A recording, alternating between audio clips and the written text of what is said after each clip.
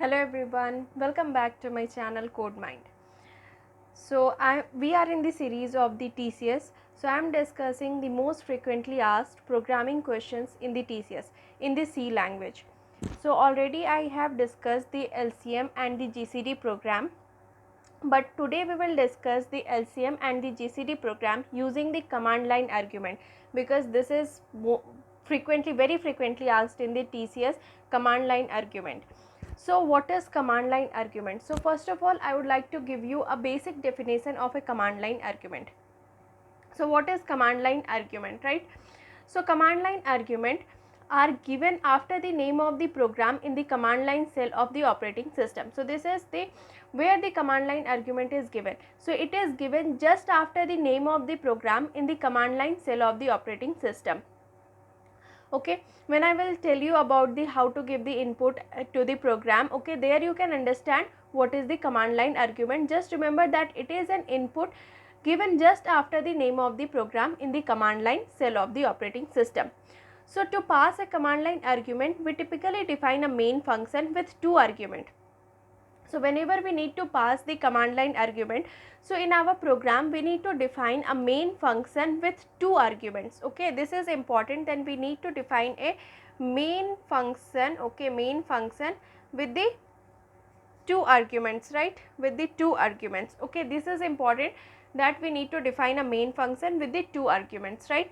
So what is the first argument? The first argument is the number of command line arguments. Okay, so first argument is the number of command line argument, means how many arguments you want to give, that is the first argument. Then is the second is the list of command line arguments. So how many commands you want to give, that is written in the first argument, and in second argument the command line argument, the argument we will pass, right. So what is the basic syntax of this one? Okay, the basic syntax of this one is your int main int argc. So main is a function from where the execution starts in the program, and we will pass the two arguments, okay, which shows that it is a command line program. Okay, so first argument argc, int of argc. So argc is an integer, it will always take an integer, means the number of elements you want to pass as a command line argument. So argc, and then char star argv array. So this is basically an array argv. So it is an array of the character argv of this one. I will discuss what is this one here. Or the another syntax is also, instead of writing the char star argv of array, we can also have the char star star argv. Other than that, all are similar. So what do you understand by the argc? Okay, so argc is the argument count. What does this? So this full form is your argument count. This stores the number of the command line argument. CLA is a sort of the command line argument passed by the user, including the name of the program. So if argc is equals to 1, means that is the name of the program, means count of the argument. So argc is the count which stores the CLA passed by the user. So how many command line argument is passed by the user, and that include the name of the program, means the name of the program is also counted as a command line argument only. So it is included in the argument count. So this is important, that the name of the program is also counted as a command line argument, and its value is stored in the argument count, right. So one more important point with that is the value of the argument should be non-negative, means like argument count, when we pass these two values through a command line, okay, now one will be the array, another one will be the count of this number. So whenever we pass this one, we definitely have to pass the non-negative value. We can't pass the -1 -2 like this, we can't pass. We must pass the more than 0, that is the positive number we need to pass. Then coming to the argv, what does this argv? So argv is the argument vector, which is an array of characters pointers listing all the arguments. Okay, it is an array of characters.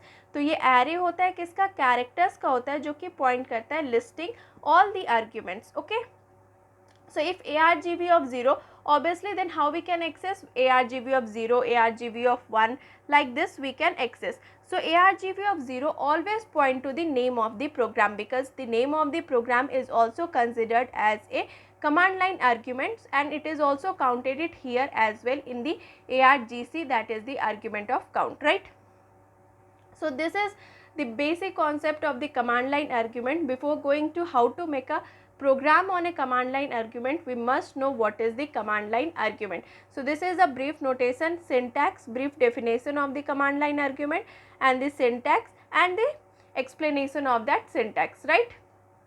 Now the second one is the when we are going to write this program, you also come across one function, that is the atoi function. So what does this function does? So this function will convert a string to an integer, right. Atoi, ATOI function.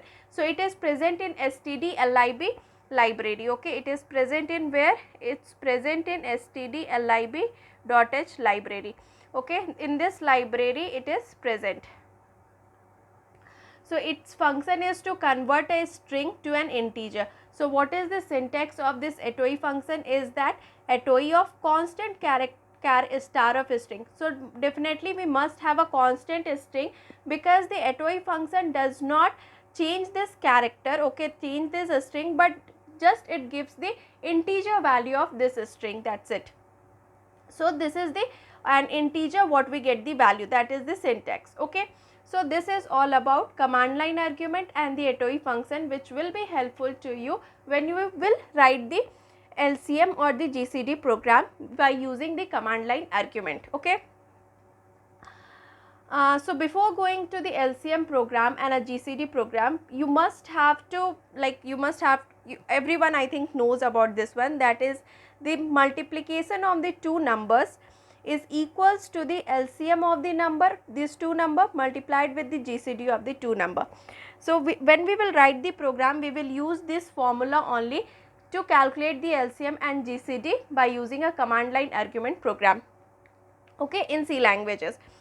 So here how we can find the LCM of the two number is equals to the multiplication of the two numbers divided by the GCD of the two numbers, okay. This is an important formula can be used in aptitude, logic, reasoning, like that also, and it is also used in the programming. So based on this only we will discuss our programming concept, okay.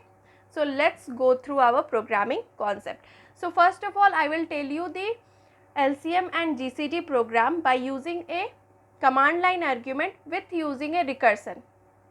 So if you have any doubt on a recursion concept, I had already made the video on the recursion, because recursion is very important topic when you are sitting in a placement. Recursion is very important. If you haven't checked my that video, please go and check that one and then continue this video. So let's begin with the LCM and the HCF program using a command line argument with recursion, okay. Yeah, so we are in the LCM and the GCD of two numbers using command line argument with using the recursion, okay, with the recursion concept. So both here are using, that is the command line argument we are using, and the recursion also to find the LCM and the GCD of the two numbers. So let's see how you can find that one. So recursion I think everyone knows, or if you don't know then please check out my video, I had already told you. Now yes, let's begin. So we will write the hash include studio.h, and why we are including the stdlib.h, because we need to use the atoi function and which is present in stdlib.h, that's why we had included the stdlib.h function as well, right. Now function to compute the GCD. So now we need to compute the, this is the function to compute the GCD and this is the function to compute the LCM. So but we need to start our execution, the program execution start from the main function. So we from here we will start, okay. So int of main of, what we are taking is that int argc, obviously this is a command line argument, so the syntax of the main function will come here. So int of main of int argc char star argv. So ARGC is the argument count, which also include the count of the program name, and ARGV, which is an array pointers to the list of the arguments, right. Now we are defining the, so this is the syntax for this, shows that it is a command line argument. We need to pass a command line argument, right. Now what we are giving is that we are defining the two variable, that is num1 and num2. So I will start tracing here as well, okay. So here I had defined the two variable, that is num1 and num2, right, num1 and num2.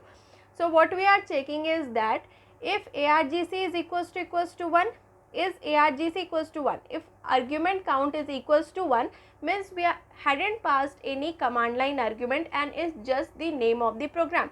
So we will printf no command line argument we found, okay. If ARGC is not equals to 1, then what we will do is that then we will go into the else statement, and we had to assign the num1 and num2 value what we get from the ARGV of 1 and ARGV of 2, okay, by converting with the atoi function, which converts this string value into a integer value, okay. So considered here we had passed 10 and 15 as an argument line. So this is the name of the program, okay. This is the name of the program, and the name of the program will be considered as ARGV of 0. This is considered as ARGV of 1, and this is considered as ARGV of 2, okay. So this first number, this first value will be assigned to num1. So num1 will store the value 10. An atoi function is used to convert that string, so it will not change the value of this string, just it will convert the value, okay. Whatever the string value, it will convert to an integer value, okay.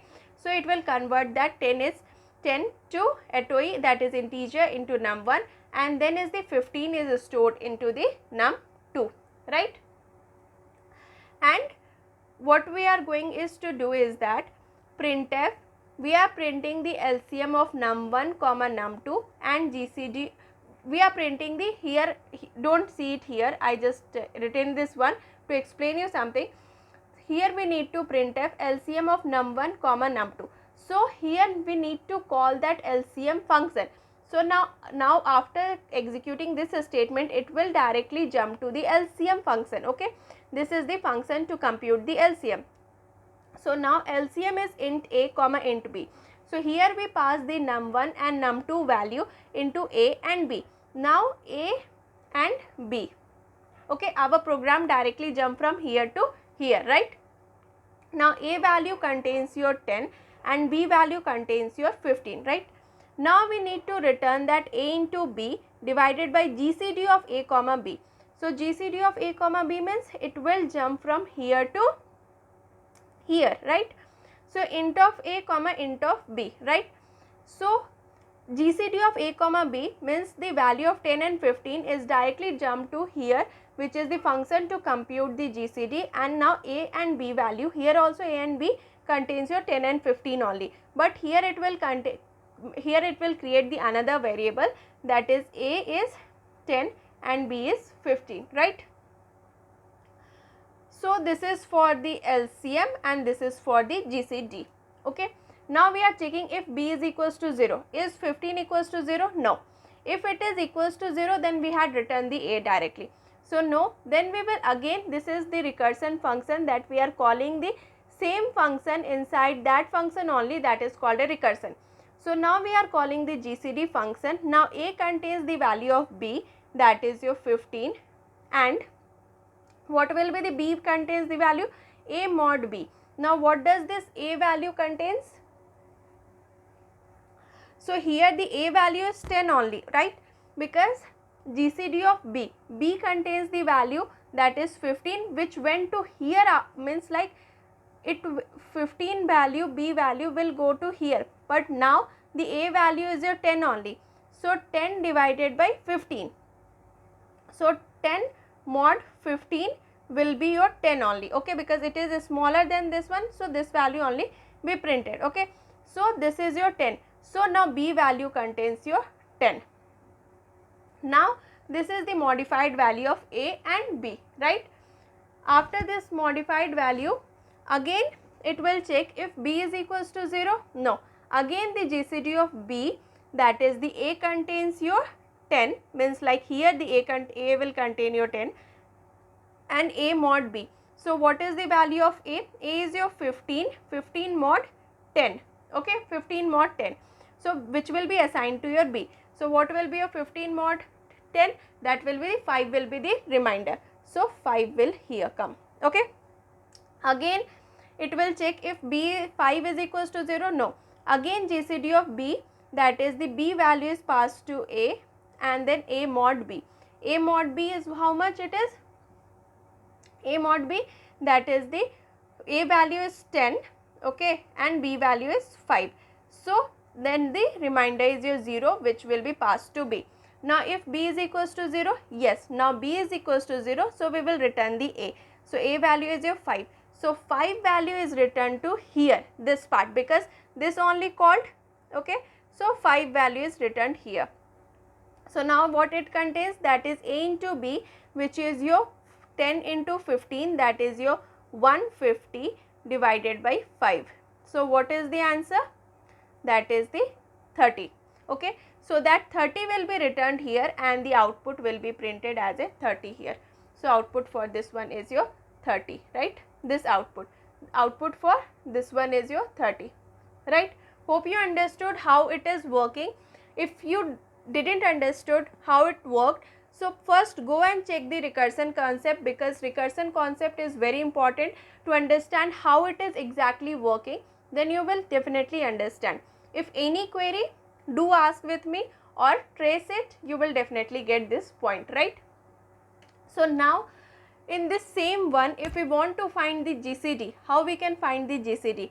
So definitely what we got, that 5 output is only the GCD, because we had calculated the GCD of AB. So whenever we are calculating the GCD, we don't need to give the LCM, okay na. This part will not be there. If I, in this same program, if I want to write for the GCD like printf, so that's why I had written here printf %d/n GCD of num1 comma num2. So now we are calling the GCD function of num1 comma num2. So we will directly jump into the GCD function and from here we will calculate the GCD, okay. So here we will calculate the GCD. So that will, whatever it will return, that will be the answer here, okay. Whatever it will return, that will be the answer. In the GCD function, we don't need to write the LCM function to LCM function compute, okay. For the LCM, we need to write both the GCD function and the LCM function to be computed, but for the GCD, no need to write the LCM function and just only this one is needed to compute this one, okay. If you don't understood like the GCD, what I am telling, then please do comment. I will explain in the another video like properly how I explained with the tracing of the LCM. But the thing is very simple, we just don't need to create this LCM function for the GCD, we need to create it here only, and whatever we will return, that will be the GCD of the two numbers, that is A and B, which is passed as a num1 and num2, right. So the GCD of the number, that is 10 and 15 is your 5. So this is the way how we give the command line argument, and this is the way of the recursion, right. Here we had given the name of the program, okay, with the main function, okay, we are passing it 10 and 15 as a command line argument, okay. The name of the program is also considered as a command line argument only. So 10 and 15 we had passed it like this one, right. Coming to the next one, that is the LCM of the two numbers using only command line argument, not by using the recursion concept, okay. So see it here, it's also very easy. So we had to write the hash include studio.h. This is the LCM of the two numbers using the command line argument only without recursion, okay. So we had written the hash include studio.h, hash include stdlib.h. This is used for the atoi function, which is used to convert the string into an integer, okay. So int of main, same the command line argument, function we will same command line argument, syntax we will write it here, int of main int argc, which is the argument count, then char star argv, which is the array, right. So here I will start tracing it here, tracing. So whenever you do a program, please try to trace it, because tracing will give you a hands-on experience, okay, so that you can tackle any kind of program. So n1 is here, n2 is here, x and y. So we have defined the 4 variables. Now if argc is equals to 1, means only there is no command line argument, or if argc is greater than 3, means we want to find the LCM of only 2 numbers, okay. So 2 numbers plus 1 is the name of the program, so only 3 command line arguments we need to give. So if more than 3, then we will just say enter the 2 number and exit. What is the use of this exit function? So the use of this exit function is used to terminate the program, okay. So if because we want to find the LCM of the 2 numbers only, so if there is no command line argument, or if it is more than 2 command line argument, like 2 command line argument which is the value and 1 the program, means total the 3 command line argument. If it is more than that, then we will print the enter the 2 numbers and then we will exit. We will not even take the inputs, okay. So in our case it is not like this. We have passed the one program name, and then is the similarly like this one, okay, we have passed the now same one I want to calculate for the 10 and 15, okay. So similarly we have passed the 3 command line argument, which is not equals to 1 and not greater than 3. So it will not go inside this if loop, and it will say it here. So x will contains the argument of 1. So what is that argument of 1? That is your 10. So converting into an integer, it will be stored here, okay, 10. X will contain the 10. Now y, that is argv of 2, that is your 15 will be stored here. Now x value is assigned to n1 and y value is assigned to n2 here in this statement. So 10 is assigned here and 15 is assigned here, right. So while n1 is not equals to n2, so what we are doing is that n1 is not equals to n2. So we are iterating this while loop until and unless 10 is not equals to 15. So this is our condition, okay, this is our condition. We are iterating while loop up to here. So if n1 is greater than n2, so if n1, so what is that n1? Is 10 is greater than 15? No. So else part will be there. n2 is equals to n2 minus n1. So 15 minus 10, that is your 5 will be stored in n2. Now again we are iterating it. Now the value of n2 contains your 5, right. So is 10 is not equals to 5, condition is still true. We will check that is n1, that is the 10 is greater than 5, yeah. Now the condition is satisfied. So n1 is equals to n1 minus n2. So 10 minus 5 is your 5. 5 will be contained in the n1. Now again we will check, that is the n1 value is your 5. 5 is not equals to 5. Now this condition is false, because 5 is equals to 5, right. When this condition is false, it will come out from this while loop, okay. Now you are able to see, sorry, I will explain it once more. So now we are checking the condition, that is the 10 is not equals to 15, okay.